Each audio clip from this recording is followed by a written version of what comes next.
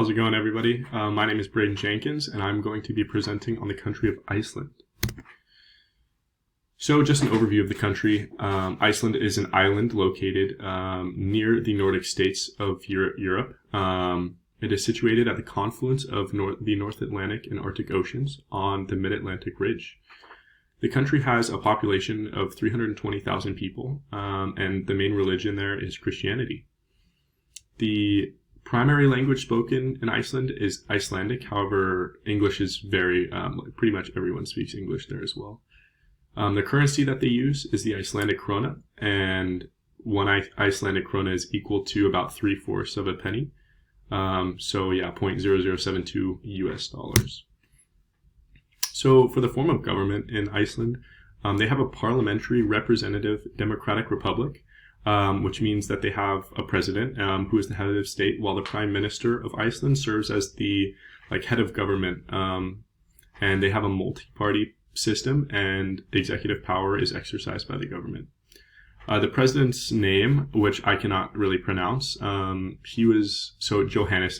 He was elected in 2016 and re-elected in 2020 with 92% of the votes, which is a pretty high rate. Yeah, so for the economic status and development of Iceland, the HDI value equals 0.938, which is 6 globally, which is very high for 2018. The literacy rate is 99%, and the GDP is 25.88 billion US dollars for 2018. And the GDP per capita is $73,191. So per person, and that's a very high GDP per capita as well.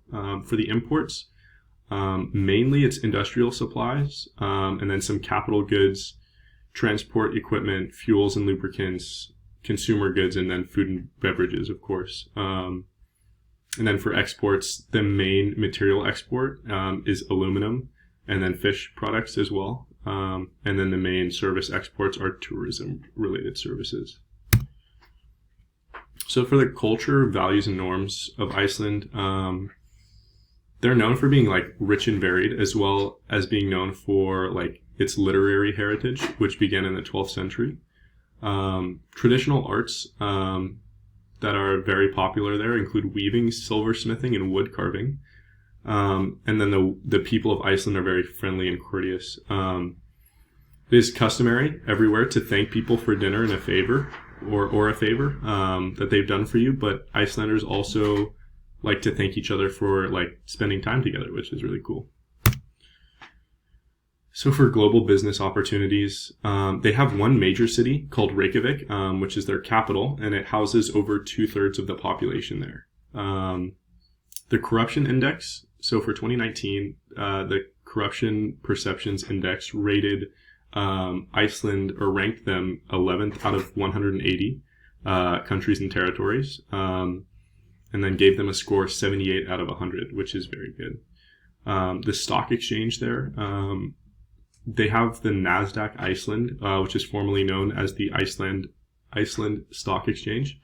And then their allies, their closest relations are with the Nordic states, so Sweden or Denmark or Norway, those kind of countries, the Netherlands, and then the European Union and the United States are close allies as well.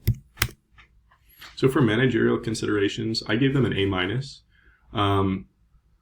As you can see in this graph right here, Iceland is right in the middle at around 13, and that's for the ease of doing business. So Canada at 19 would be the least easy to do business with, and then Georgia at the bottom would be the most or the easiest.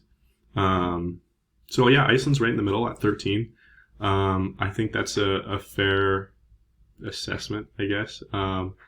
They're not super difficult to do business with, but they're not the easiest. The reason I gave them an A- is because while the GDP per capita and corruption are low, the price of labor and living are still very high, which could create challenges for businesses. And then also, it is an island that is separated from North America and Europe. it's kind of like right in the middle. So it would be, they'd have to like, I don't know, they're not like connected to, obviously they're not connected to like Europe or North America, so it might be a little bit more difficult for them. So yeah, that's pretty much my presentation. Thank you so much for watching. If you have any questions, don't hesitate to let me know. I'm happy to answer any.